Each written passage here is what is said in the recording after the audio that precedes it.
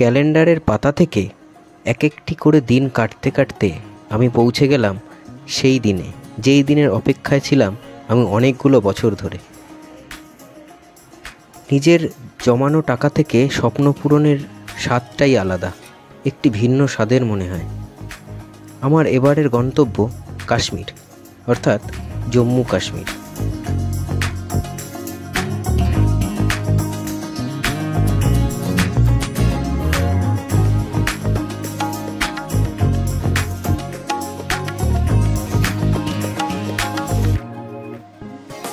হাওড়া থেকে জম্মু তাওই যাওয়ার জন্যই রয়েছে প্রচুর ট্রেন। আমি চেপেছিলাম হিমগিরি এক্সপ্রেসে, যেটি রাত 11:55 হাওড়া থেকে ছাড়ে এবং 37 ঘন্টা জার্নি করার পর ঠিক দুপুর 1টায় জম্মু তাওই স্টেশনে পৌঁছায়।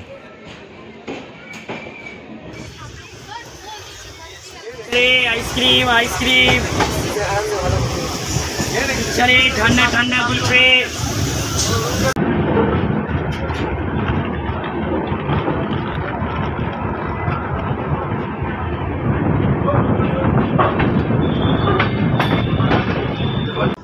হ্যাঁ, রিজার্ভেশন থাকা সত্ত্বেও প্রচুর ভিড় ঠেলে 37 ঘন্টা নয়, ওটা 40 ঘন্টা জার্নি করার পর অবশেষে এসে পৌঁছালাম জম্মু তাওই রেল স্টেশনে।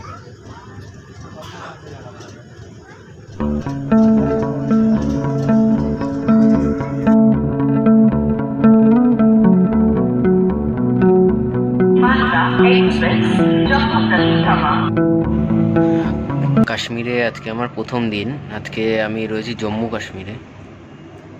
এখানে এখন 6:13 বাজে। বাইরেটা পুরো রোদ ঝলমল করছে। এখনো সন্ধে হওয়ার কোনো লক্ষণই নেই। পুরো রোদ এবং রোদের খুব তাপ রয়েছে। ঘরে এসি বলে একটু বাঁচোয়া, কিন্তু এখানে আমাদের পশ্চিমবঙ্গ বা কলকাতা এবং তার আশেপাশের অঞ্চলে ওখানকার মতোই 41 ডিগ্রি 42 ডিগ্রি জম্মু কাশ্মীরের তাপমাত্রা এখন। যেহেতু জম্মুতে পৌঁছাতে পৌঁছাতে আমার অনেকটা বেলা হয়ে গেছিলো, তাই অতিরিক্ত একটা দিন জম্মুতে স্টে করতে হয়েছিল আমাকে।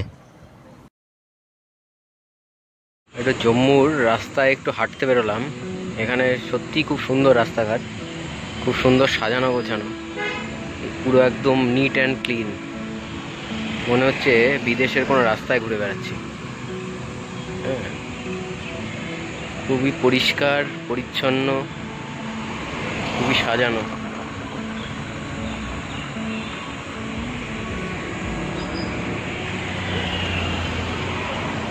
আপনি জম্মু তাওই থেকে ডাইরেক্ট বাসে করেও শ্রীনগর যেতে পারেন, কিন্তু আমি যাব একটু ঘুরপথে।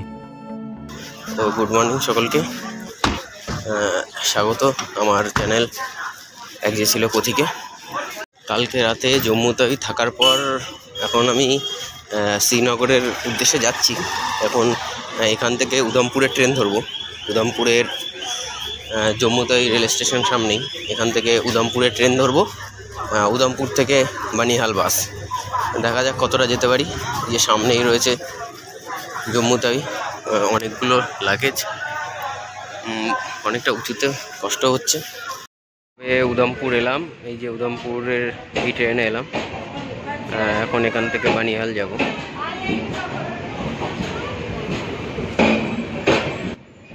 দেখুন, উধমপুর থেকে অনেকভাবে আপনি বানিহাল পৌঁছাতে পারেন। আপনার কাছে যদি বেশি পয়সা থাকে আপনি নিজের ক্যাব বুক করে নিন, যার ভাড়া পড়তে পারে 3 থেকে 4 হাজার টাকা।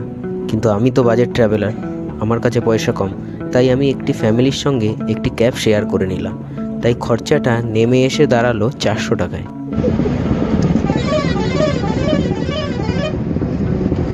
কলকাতা থেকে যে গরম আমাদের পিছু নিয়েছিল, সে গরম কিন্তু জম্মুতেও আমাদের পেছন ছাড়েনি।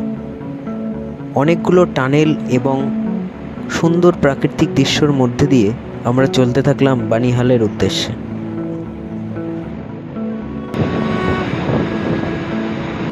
এখানে একটা কথা বলে রাখি, উধমপুর থেকে বানিহাল পর্যন্ত আপনি কিন্তু বাসেও যেতে পারেন, সেক্ষেত্রে আপনার ভাড়া আরও কমে যাবে। বানিহাল শেষমেশ আমি বানিহালে এসে পৌঁছেছি। এটা বানিহালের ট্রেন।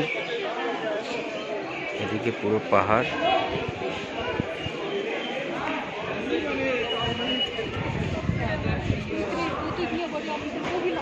এক অন্য রকমের ট্রেন, ঠান্ডা খুব একটা নেই। আর ডিসেম্বর বা জানুয়ারি মাসে এলে আপনি বানিহাল প্ল্যাটফর্মটিকে সুন্দর বরফের চাদরে মোড়া দেখতে পাবেন। বানিহাল থেকে শ্রীনগর পর্যন্ত যেতে আপনার 1 ঘন্টা 45 মিনিট মতো সময় লাগে এবং ট্রেনের ভাড়া 20 টাকা মাত্র।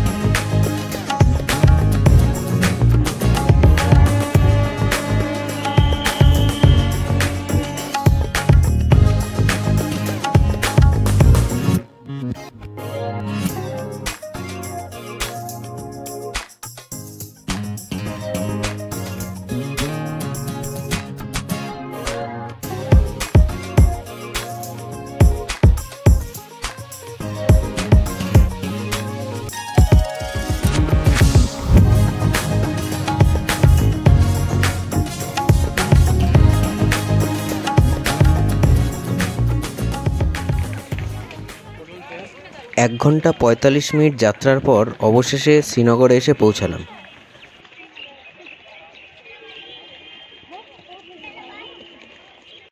শ্রীনগর প্ল্যাটফর্মের বাইরেই আপনি শেয়ার কার বা কার বুকিং করতে পারেন, কিন্তু একটু এগিয়ে গেলেই আপনি বাস দেখতে পাবেন।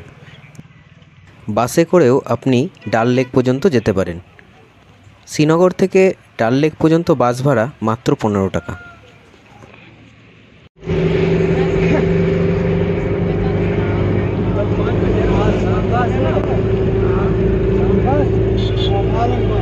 কলকাতা থেকে শ্রীনগর পর্যন্ত আপনার মোট খরচা হবে 1025 টাকা। কলকাতা থেকে জম্মু তাওয়াই পর্যন্ত ট্রেন ভাড়া 790 টাকা। জম্মু থেকে বানিহাল পর্যন্ত বাস ভাড়া আপনার হবে 200 টাকা এবং বানিহাল থেকে শ্রীনগর ট্রেন ভাড়া 20 টাকা এবং সবশেষে শ্রীনগর থেকে ডালগেট 1 পর্যন্ত আপনার ভাড়া পড়বে 15 টাকা। তাই মোট 1025 টাকায় আপনি শ্রীনগর পর্যন্ত পৌঁছে যেতে পারবেন। আজকের মতো শ্রীনগরে রেস্ট, আবার দেখা হবে আগামী পর্বে। ততক্ষণের জন্য টাটা।